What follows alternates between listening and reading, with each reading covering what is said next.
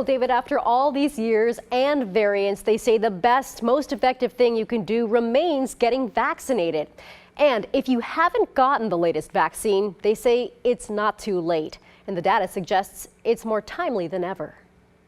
The nickname for the latest COVID variant is Flirt. Catchy for something you don't want to catch. The name comes from mutations of the KP2 strain. Doctors say it's now responsible for about 28% of COVID cases in the U.S.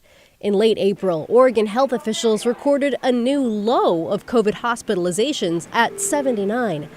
But by May 7th, that number was back up to 106. So it remains to be seen whether we'll be seeing more disease from this KP2 variant. Dr. Paul Cieslak is medical director for communicable diseases and immunizations at the Oregon Health Authority.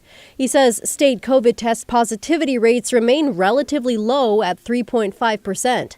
That's compared to 11.7% in January and 15% in September. Cieslak notes the current vaccine seems to be slightly less effective against the Flirt variant versus the previous strain. Even so, he says getting vaccinated is critical, and it's not too late to get it. Remember that these strains are all Omicron strains. They're all reasonably closely related.